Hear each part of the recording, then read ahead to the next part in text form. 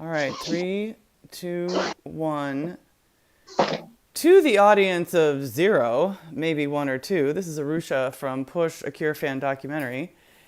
And I'm talking with a very dear friend of mine of, I think, 25 years. So let's That's start with it. that. Who are you? Where are Again, you? And what are you doing? who am I 25 years after that? Well, no, who are you to Uh, the people that don't know you? I'm David, and well, they probably don't know me.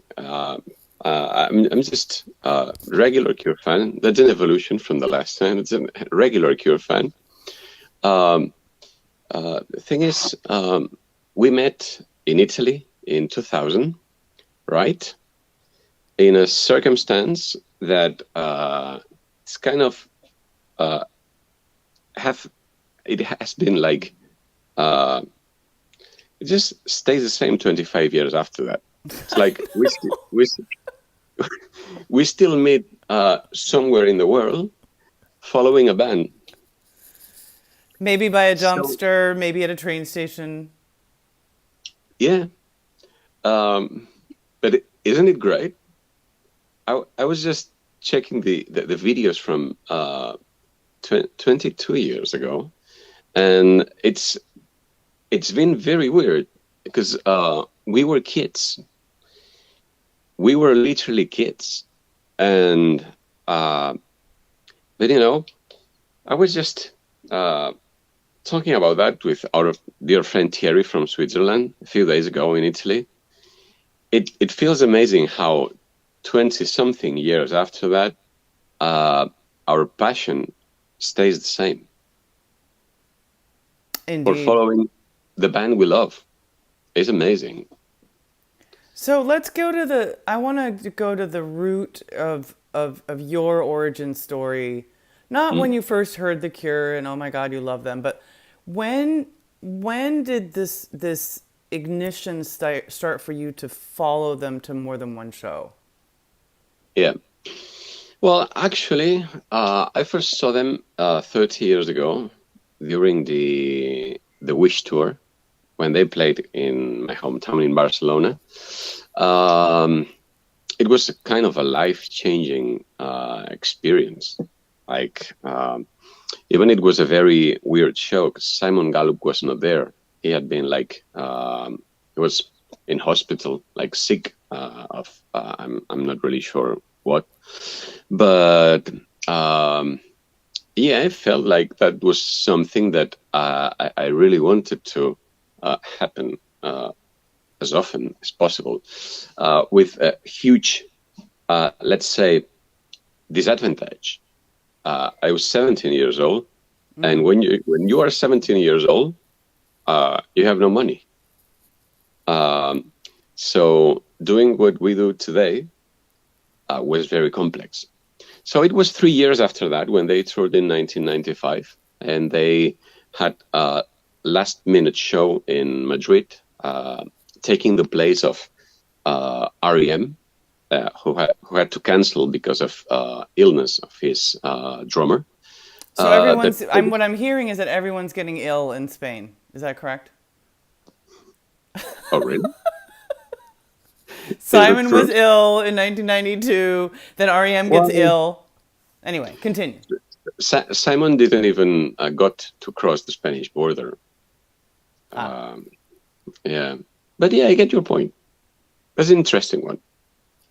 But um, then, for the first time, I found myself in the situation of taking a plane to see the band, and since then, it was pretty obvious that it was a passion that needed to have uh, continuity. Let's say, does it make sense? It was something. Um, it was one of those things when you do it once, there's no stop. Like you're there forever. And to me, it sounds really interesting when you look backwards and see how the last 30 years have been. Uh, it is very real.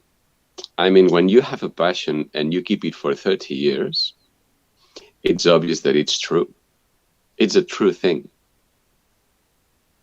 Right, and I still want to go back to those that initial 1995 when you got on the plane and dig into that a little bit deeper, only because sure, to you and I and probably to the people watching this right now, it Hmm? makes complete sense.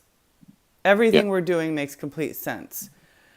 Yeah. But to our parents, maybe for some people, their husbands, their wives, their daughters, their uncles, their jobs, they say, "What are you doing?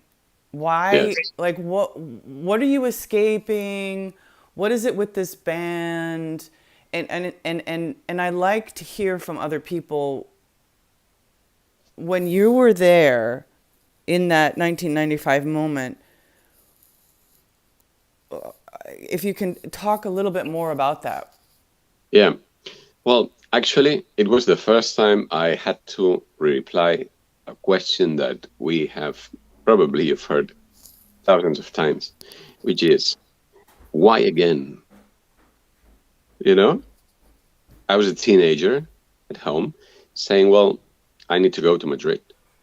Um, and then the question is very obvious, but you have already seen them. Why again? And I think, like most of the real passions you have in life, that's an impossible question to answer. And it is an impossible thing to make another person understand when they don't feel it. You know what I mean? It's That is like, very, that's a very good answer. It's a very, I think it's also a cultural, like I think yeah, the yeah. Spanish have a way of explaining passion a little bit better than, Oh, or really? I do. I mean, I just, even from movies and, I mean, there's just like the Yeah, fact that you just said that. yeah. Well, actually, I still I still use that a lot. Uh, I don't know, colleagues at work, whatever, and it's like that was my second show, and that was the first time I had to reply that question. But nowadays, it's been 72 shows, and I still answer that question.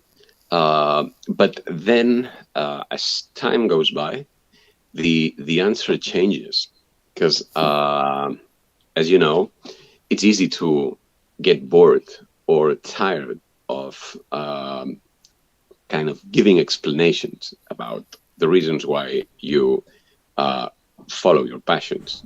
You know, so it might sound a bit, I don't know which would be the word, but yeah, lately I've been using that reply like, why again?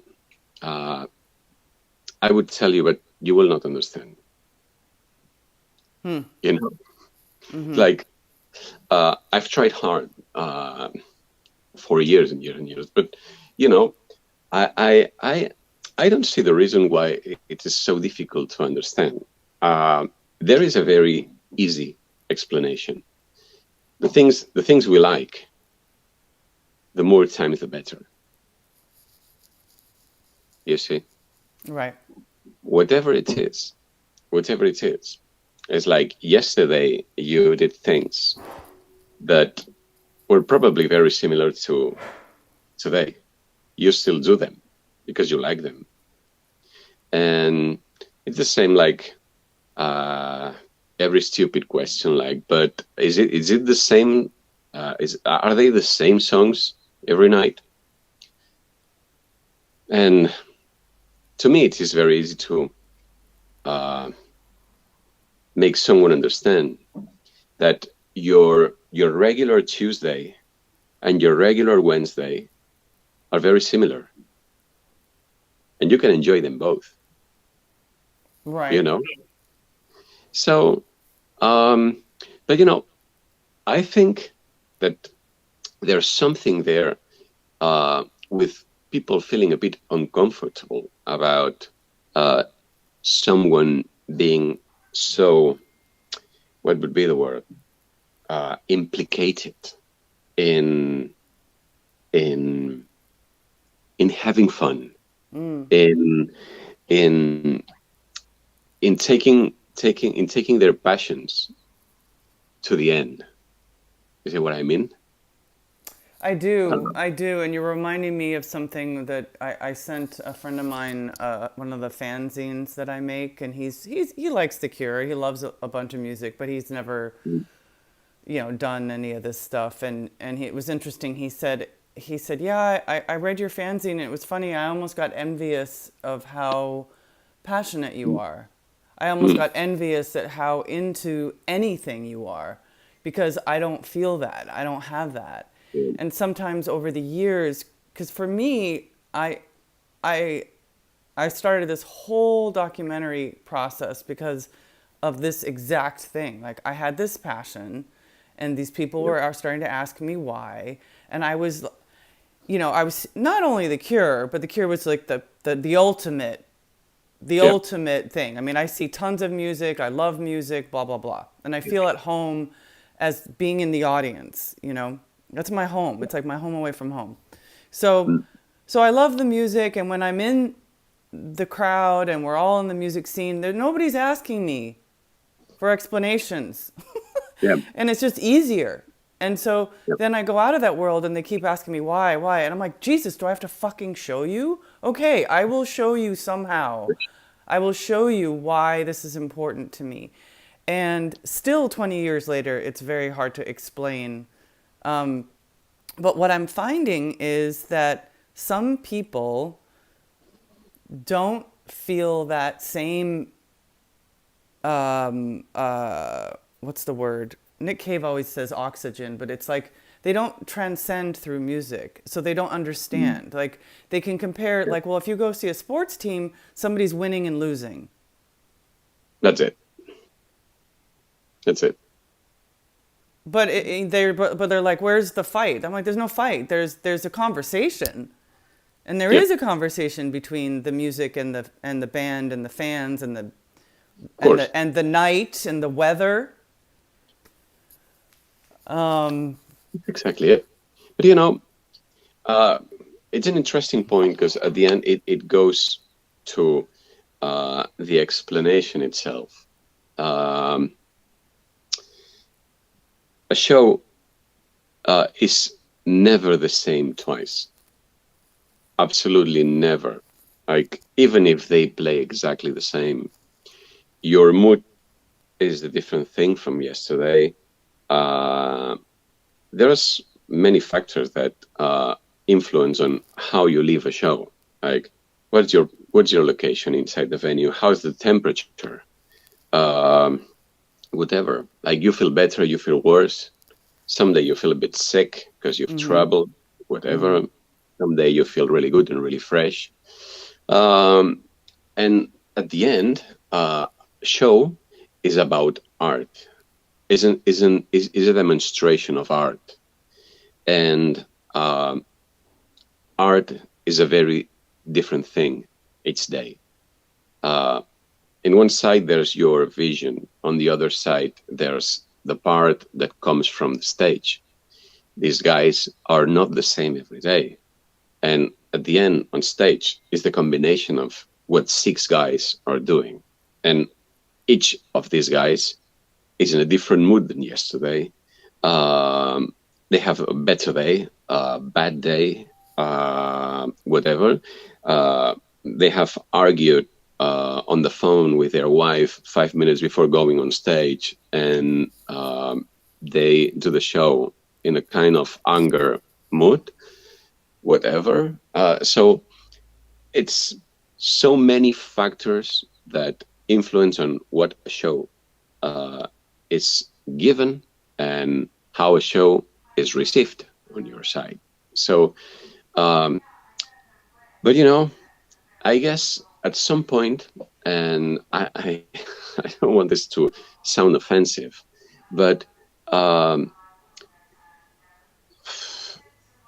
thing I've just realized with as years have passed by is that that kind of question uh, comes from people with very plain lives, very, let's say, gray lives. Beige, Kind maybe? of what? Beige. Yeah, probably, but it's not that difficult to understand. You know, you live your passion and you take it to the, let's say, to the extreme. Uh, it is much easier for you to understand other people's passions. Like, I don't know. In my case, I have a friend who is a passionate of motorcycling, like bike races, and follows the tournaments around Europe, whatever. I don't need him to give any explanation. I understand before they mention it, Right. you know, because Right. you live your life with passion, Right. and to me, that's the difference that leads you to understand what we do or not understand it. Right. Okay. So then going back to so David goes 1995, it changes your life, and then you start going. I'm assuming in '96 to more shows. Yeah. What about when you start to meet other people who are doing what you do? Ah, that's a very good feeling. That's a very good feeling because you know, um, at the end, connection between people is about the things you have in common, you know. And uh, I must say, thanks to this passion, I've known uh, a lots of what today, after 30 years, I are my friends. Like, I don't know, people who, you know, it's the same with you, with Thierry, with Jill, with Liz, whoever, the people from different countries uh, who met like maybe every 3 years, every 4 years, whatever. Just because there's the fact that we are in the same city to attend the show, whatever, and we meet and it feels like it was yesterday because there's a connection, you know. Um, But and you what know, about what? Sorry to interrupt, but like what? So when we met in 2000 by the dumpster, I love saying that because it's so true. You know, we're outside the fucking arena. Like we're all kind of desperate, right? That's the other thing that I find very funny. It's not like, you know, a lot of people who don't know the Cure, they're like they think we're all a bunch of sad sacks and we're all like slicing our wrists and bloodletting at every show. When indeed what's happening is we're all not only laughing at ourselves, laughing at them, laughing at what we're doing, and we're sort of making fun of the whole thing. And when I first met you at the dumpster, I thought you and Thierry were long, long, long friends. yeah, But you I had don't just know. met then too. Yeah, yeah. I don't know. When there's a connection, there's a connection, and you can't really fight it. You don't even need to fight it.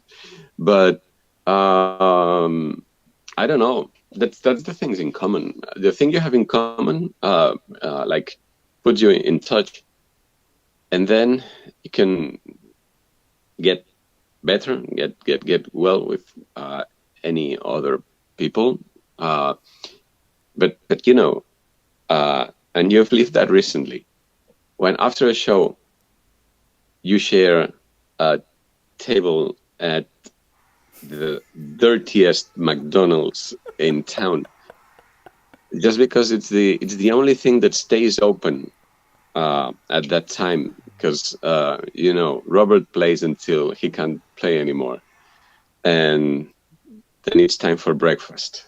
Right. And then in this table, there are some topics of conversation that can not really be understood by the people next table. You know, they wouldn't Uh, they would not understand. no. No, No.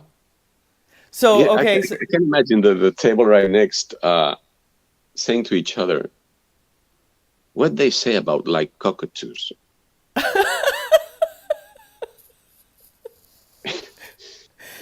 You Yeah. know, they come from Fascination Street. Right. That's where I wish. Oh, can you imagine if, like, after every show we went to Fascination Street? No, we went to the dirtiest McDonald's in Milan instead. So this is your 76th. Is tomorrow your 76th show, or is yesterday your 76th show? Tomorrow in Toulouse, it's my 70, 73rd, I guess. 73rd. Yeah. Is that all? Yeah, it's at all. Yeah, it will be 84 at the end of the tour. And how was so you and I saw each other last in Milan. Hmm? You and I saw each other last in Milan. So we have you saw, going backwards, Madrid, Barcelona, Montpellier, and Lyon. Yeah. Can you give some thoughts, some Yeah. summaries? Yesterday, Madrid was epic. Epic, absolutely epic. Why? Well, there's many things. Obviously, the first encore has a huge weight on your kind of global evaluation of the show. You know, it's the thing that really changes, and whatever it is, conditions like the whole thing. And it was epic. It was, I can never say goodbye. And then they did Cold, Faith, and what else? A Forest. It was a very good one. But I would insist that beyond the set list, to me, it is all about the energy. I mean, not necessarily the thing that they played Faith or they played whatever makes it a better show or worse. For instance, in Barcelona, the set list was good. We had a Disintegration encore. We had Trust for the second time in the tour because it had only been played in the initial show in Riga, and it was really, really, really good. You know what happened in Barcelona? The venue is extremely big, extremely big. It's extremely high, and sometimes it works very well because the conditions of the venue. Last Thursday, I kind of noticed like that such an intimate thing, like the kind of show the Cure are giving us this time, kind of got lost in that huge dimension.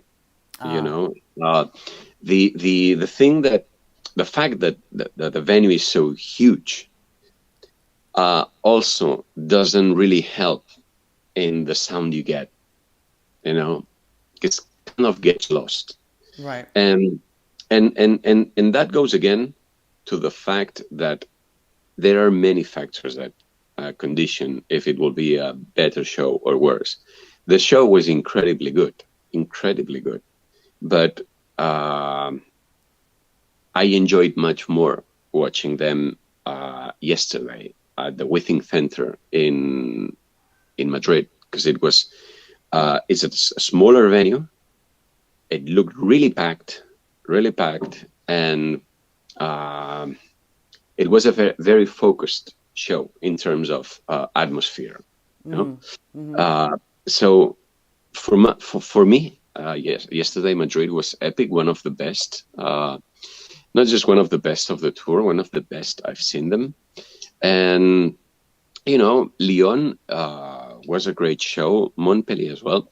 There's something about this tour is that whatever they play, it's an incredible show because the energy is amazing.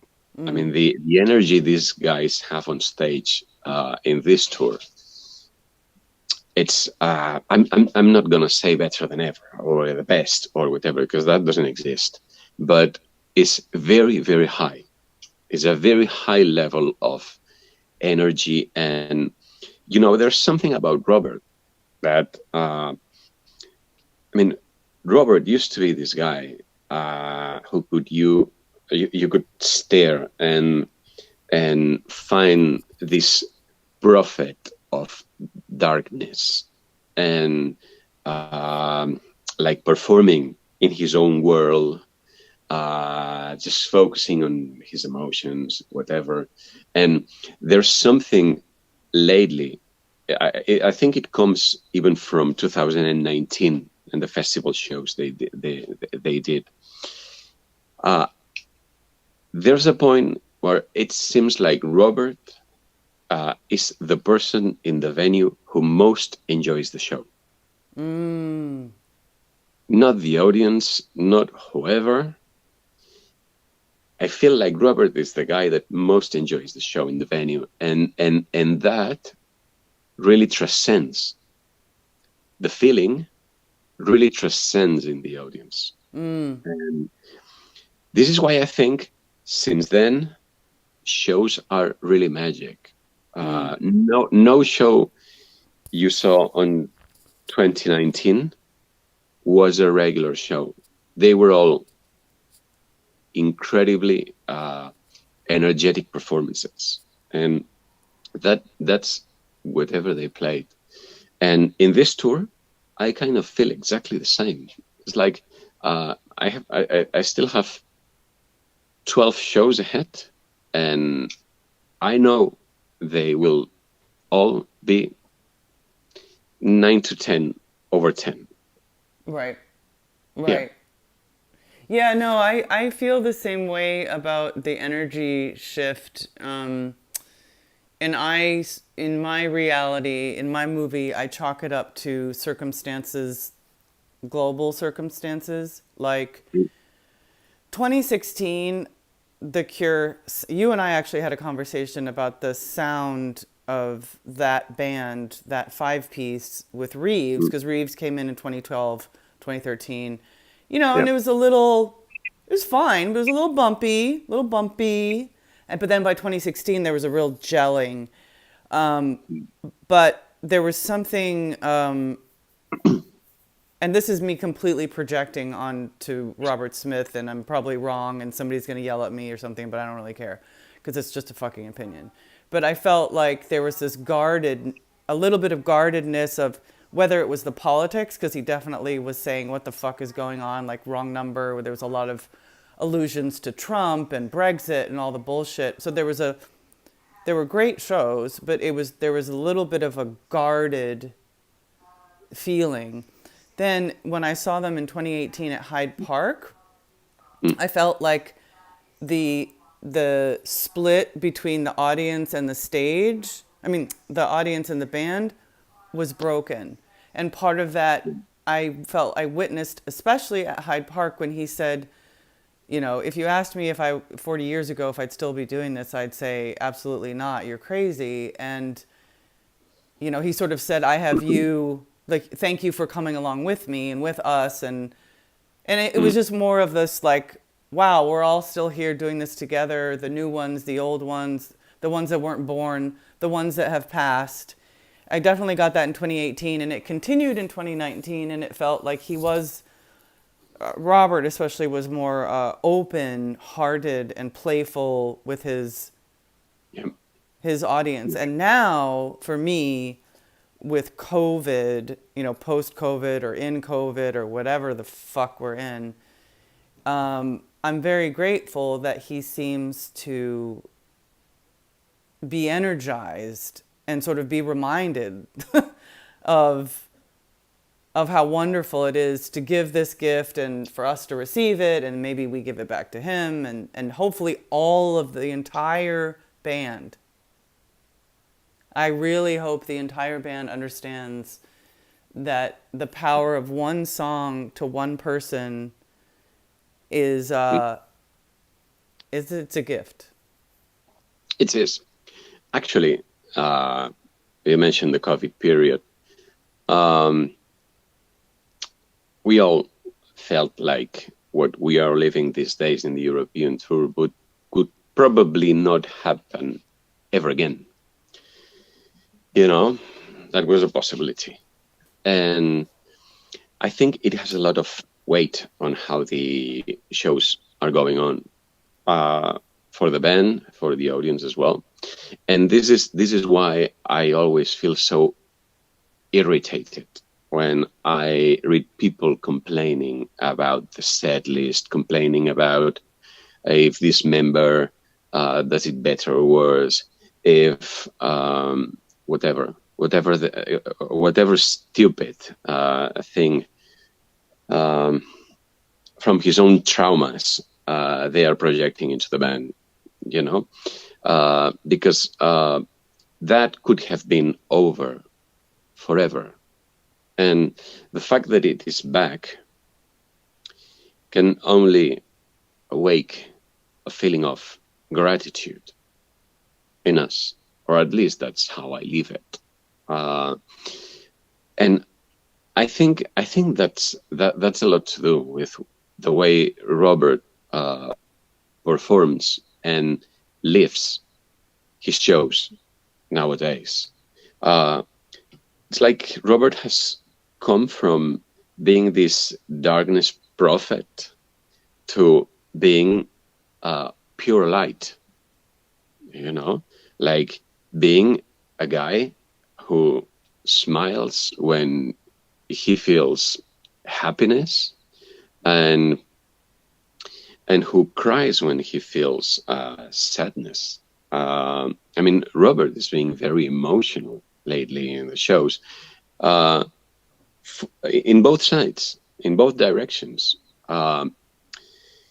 But at the end, I think we have to deal with the fact that human being is what it is, and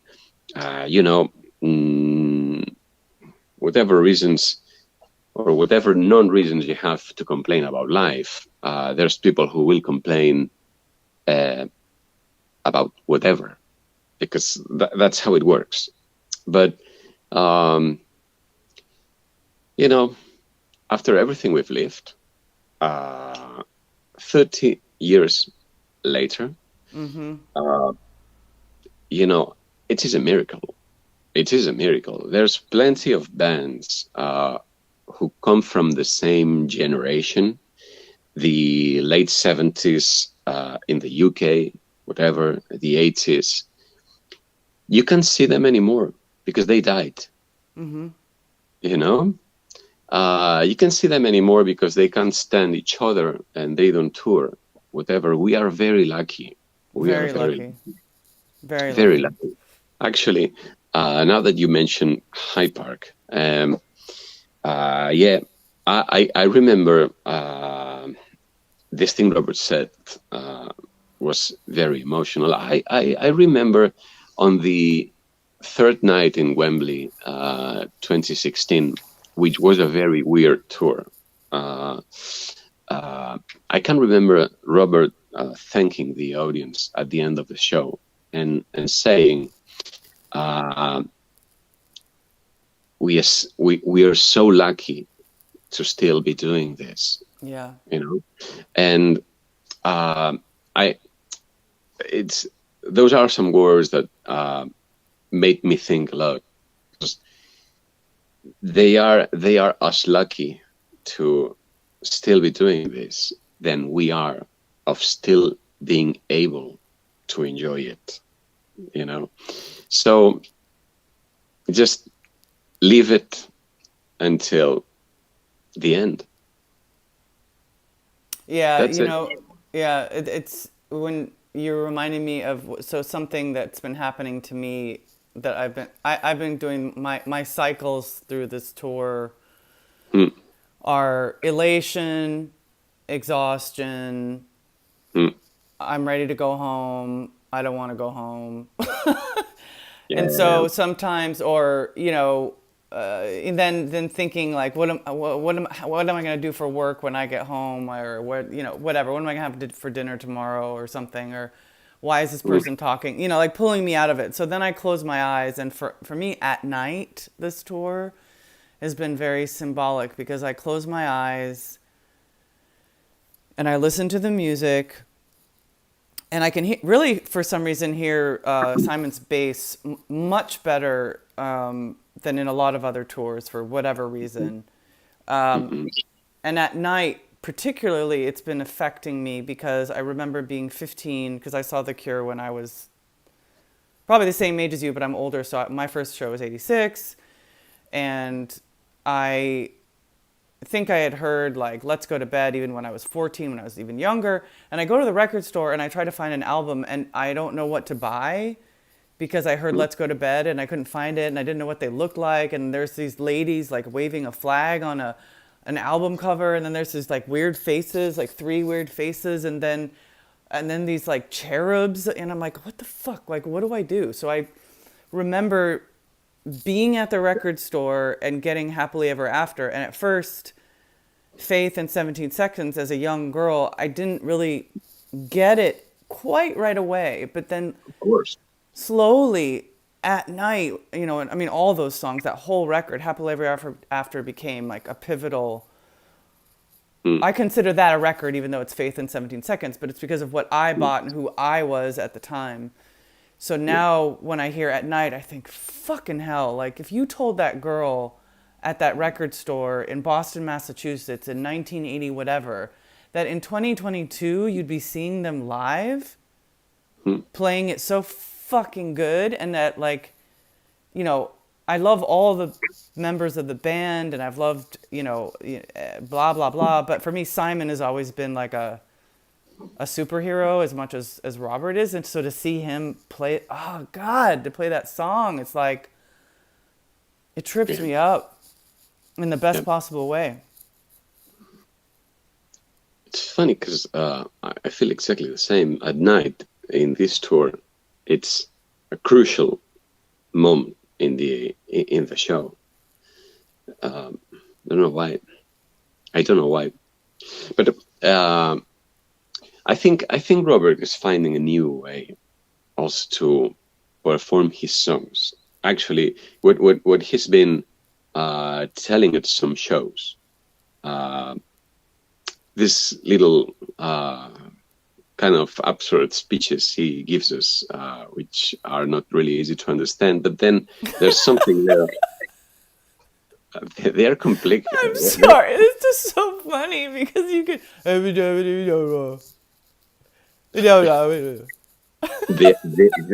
At least I'm not sure. I always think it must be a language thing, but sometimes they're a bit complex to me to understand. Um, but he kind of says singing songs he wrote 40 years ago is a very weird thing for him because he felt in a way he doesn't feel anymore. And yesterday he was mentioning like the weird things that come to his mind when he sings some specific lines, whatever. He didn't say what, but I think that contributes to giving the songs kind of a new, fresh atmosphere, like a new way to express some stuff. And I don't know, I don't know, I don't know what it is, but I'm enjoying this tour. Like, I'd say, like I haven't enjoyed anything in the past. Um, they're playing extremely well, extremely well. Yeah, and I think also well, another two things, when you're talking about the songs having new life, it's almost like not only do the songs change for the audience, but the songs change, they must change for the band members, because they're, in some ways, the band member writes them and then they have a life of their own. And so Yeah. this, like Robert's actually said something about Charlotte sometimes, right? Like during this tour, he's like, "Oh yeah, that's why I wrote this song." So I've been able to uh, completely focus on absorbing that song in a different way than I have before. Because sometimes, believe it or not, for me, Charlotte sometimes feels like like we're going by the numbers, like like Lullaby. Like, I'm sorry, everybody. I'm tired of Lullaby, but it's my own fault because I've seen him 100 times. Yeah. But with Charlotte, sometimes I can sort of fully focus in on what's happening in the moment and say, oh, wow, now we're in a new place with Yeah. Charlotte sometimes. And End Song, I don't know about you, but Mother of God, like that song, you know why? Perfect. I mean, it's just because it says everything about where we're at now, the state of the, for me, the world, the band, me, Mm. where did my fucking life go? I'm not ready.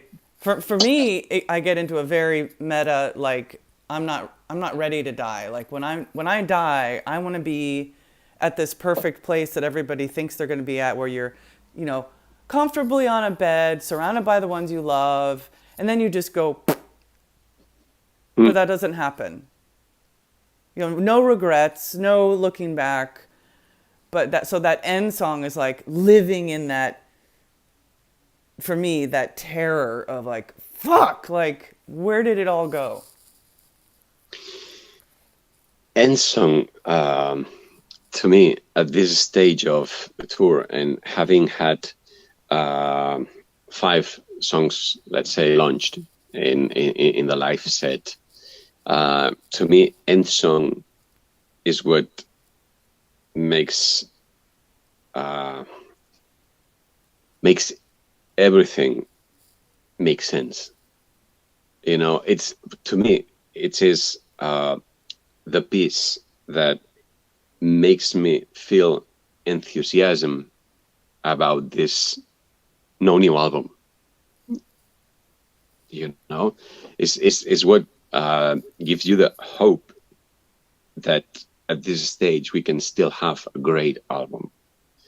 To me, End Song, I think I've said about 2 things these last weeks.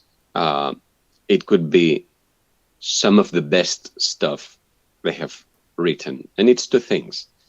One is End Song.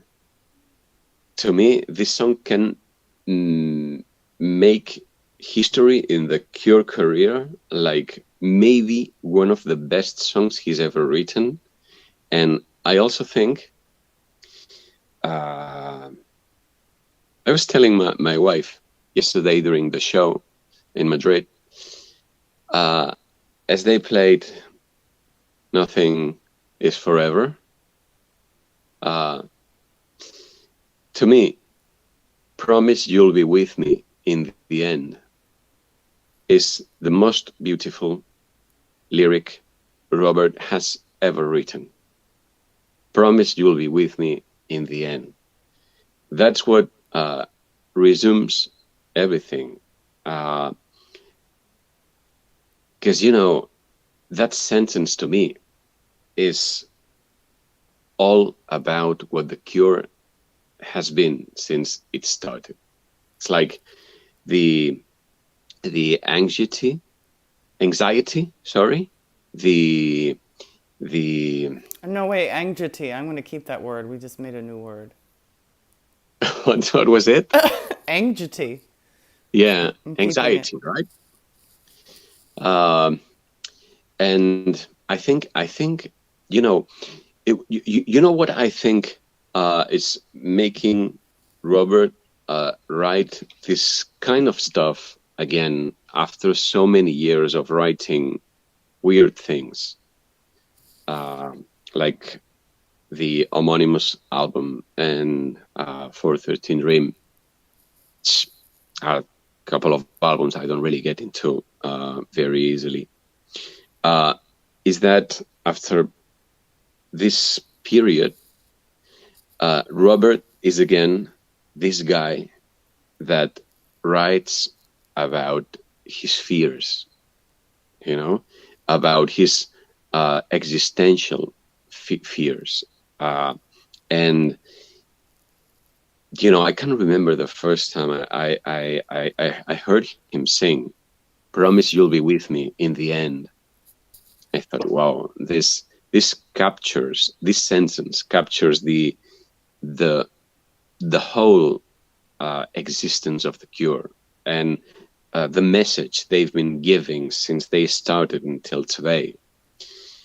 I don't know. To me, it just feels fascinating that Robert is back to writing this kind of stuff. Because, you know, one of the things that,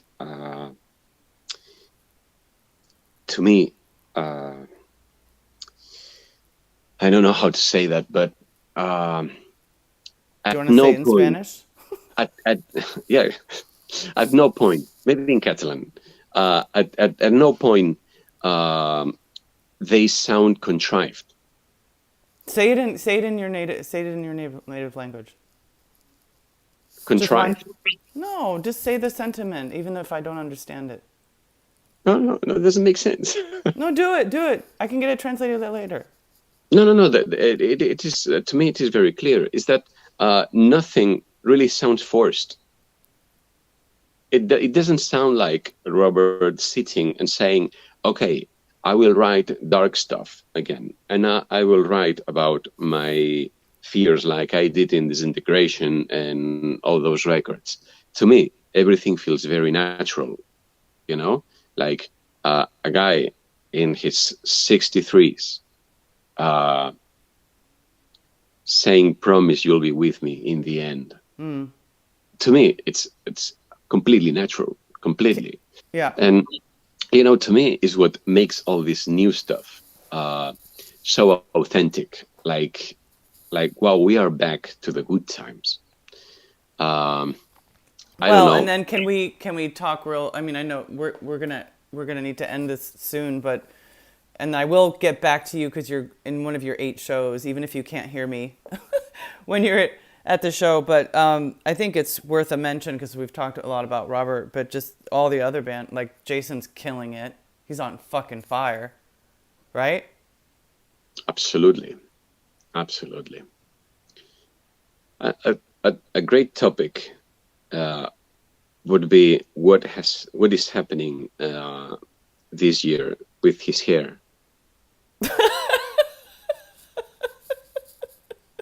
Because sometimes the height of the hair is the same as the whole head. You know, and then the other times I think in Padova it was down because of the humidity. It was very humid in there, so I don't think it Yeah, kind of fell down. But yeah. Stupid comment. But yeah, Jason. Yeah, I mean, every topic could take us a couple of hours. I know. But I don't know. It's in the line of the whole thing, like really on fire, not missing a single bit. I don't know. To me, Jason. Then you can remember how we used to like Boris Williams and whatever, and that's a very boring topic of conversation after 30 years. Right. But let's focus on Jason and his performance. To me, he's pure perfection, absolute perfection. It's like he's not missing a single bit. He's a beast. He's a beast. Is yeah, yeah, yeah, yeah, absolutely. That's the word. That's the word. Did you see there was one time when I don't remember what show I was at. God, it was in Germany somewhere where Simon, because he went around to the back. It may have been when Robert was going off saying hello to people. That's when I love to watch the whole band when Robert gives his hellos during like the pop Yeah, songs. yeah, Because yeah, you watch the others and it's much more entertaining to me. And so yeah, Simon goes around to his bass and he actually goes around to the back and Jason's playing and he's like, "What the fuck are you doing, dude?" Laughing, yeah, but still not missing a beat. Like Simon can't trip him up. yeah. Yeah, I think, but if Simon is the same thing. I was just talking about with my friends yesterday after the show in Madrid. I think there's no single musician in the world that gives as much of himself on stage. You know, it's like As Simon. Simon is 0 to 100 in record time and stays there at the top of himself until the very last note. I don't know. I think we are living an amazing period of this band, and you know, the last few years have been. It has been very tempting to think that it was all kind of. I don't know. It had shifted somewhere else. I will never probably have those proper, incredible, good dark albums we used to have in the past. And look at that, it's 2022. They play better than ever.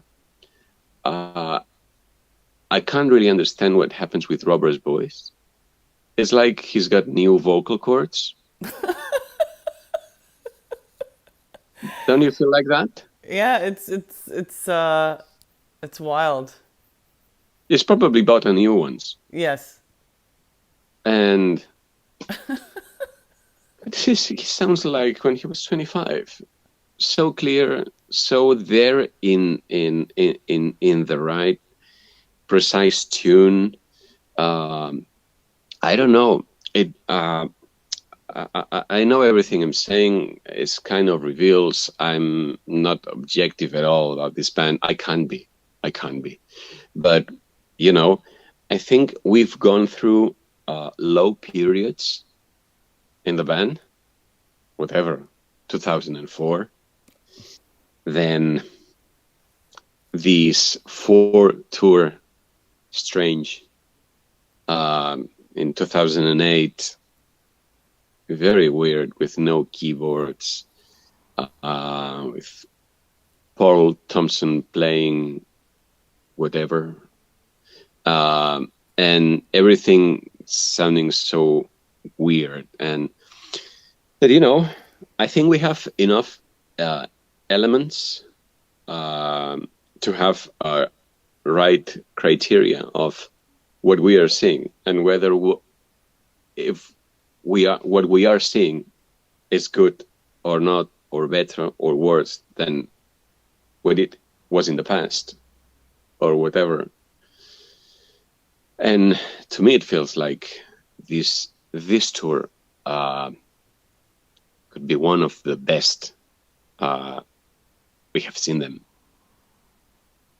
Yeah. Agreed. So tomorrow is you go to Toulouse, and what's between? Because I know I'm going to see you in Leuven. What's between Toulouse and Leuven? Tomorrow Toulouse, then the day after Bordeaux, and then Antwerp in Belgium, then Amsterdam, and then I meet you in Leuven. Okay. Yeah. That could be a good run. I don't know, Bordeaux, a land of wine. And castles. Let's see. Yeah. Yeah, but I'm not really sure how can castles affect on Robert's performance, but being in the land of wine. Castles Could made be. of sand falls. Isn't that a Jimi Hendrix song? Maybe he'll bring. Maybe he'll just connect all the dots and bring in a Jimi Hendrix song. I don't know. But yeah, it could be a good run. You know, the thing about this tour is that kind of everything is a lottery. The good feeling about seeing so many shows in a tour like that is that it feels like a lottery, like everything could happen at any moment. You know, it's been said they have tons of songs rehearsed, and now I think now we are in the kind of right in the middle of Europe. Like there's still half of the tour ahead. So I guess at some point we will start having surprises in the set. I hope so. And But if yeah, not, whatever. And if not, it is good enough. It It is. is good enough. I'm just happy to be there and happy to see, run into people on trains and Yeah. McDonald's. Let's find let's find better corners. All right, David. Well, thank you so much for chatting today. We filled up an hour, and I know we could fill up five. So Mm, let's hold our conversations for next time. yeah. Maybe I will talk to you in Antwerp. I think I'll check in tomorrow, but Antwerp would be Yeah, interesting. why not? I'll check in with you every day. Oh, I mean, not sorry, I every understood. day, but Sorry, I understood maybe uh, attending. oh, I'm not attending. No, I'm going Okay. to Strasbourg and Basel, but Ah, okay. we Okay, will okay. see. We will see what the like you said. We'll see what the lottery brings. Yeah, yeah. And in Leven, celebration. Sweet 16, baby. Yeah, about life, about life in general. Yes, definitely. Yeah. All right. Thank you. Thank you very much, David. Thanks for everybody, all 5 million of you that tuned in. And don't forget, in the words of Nick Cave, be kind to each other while there's still time.